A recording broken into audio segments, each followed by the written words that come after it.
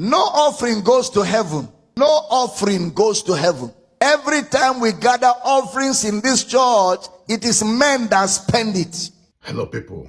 The reason we do what we do is to liberate people from certain religious stereotypes. This is what Dr. Abel Damina does. The likes of Father Loma, Father Nebu, VDM, they always tell people to be careful, to use their brain and think about certain things. Because if we don't say these things, people will continue to be deceived.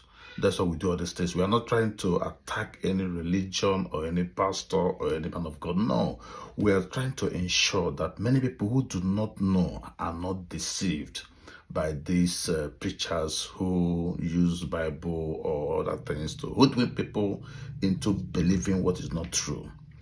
So I would like you to watch what Dr. Abel has to say about tithes, offerings, sales, and what have you. Then I will come back to conclude with very little remark. Listen to him. No offering goes to heaven. No offering goes to heaven. Every time we gather offerings in this church, it is men that spend it. No offering goes to heaven. All the offerings we give to God, they go to men. All. Listen. Even those tithe mongers that tell you when you pay tithe, the doors of heaven are open. The doors have been opened since Jesus rose from the dead. The doors have never been closed. They are just working on people's minds. I heard some of them say that I'm an evil person because I say you shouldn't pay tithe. That he and his children's children will pay tithe. It's common sense. It's common sense. Not common sense. He has to talk like that so that he will keep collecting from people. If he doesn't talk like that, people will not keep giving him. And I won't be surprised if he's not paying tithe to anybody. Most of them, they are greedier than greed. They collect from everybody, but they don't pay to anybody. I was there. What it is. There's nothing you will tell me that I don't know there. Nothing. Because there's nothing new under the sun. So the reason why I follow the likes of Oloma, VDM, Damina to this is because I knew what I went through. As somebody that grew up from a Christian family, I knew what I went through.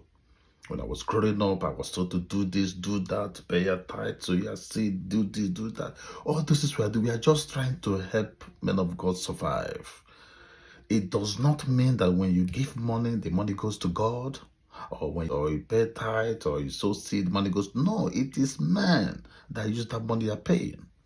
So we are doing it just to promote social coexistence. You want to go to a gathering, you want to see your friends, your relatives, your brothers and sisters, gather one place and pray. Doesn't mean that if you don't do this, God will not bless you. God does not eat money. God does not eat amala or gari or a wisi soup or a dekanko. No. Any money you're giving to a pastor, you're just trying to assist him. Probably promote of God or talk about it. It doesn't mean that God will bless you by giving God money. God doesn't eat money. God did not invent money. God did not print money. Money was made by man in exchange for goods and services, nothing more.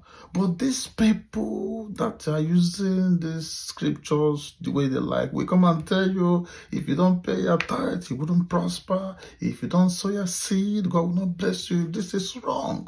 And this is what Dr. Abel Damina is trying to correct.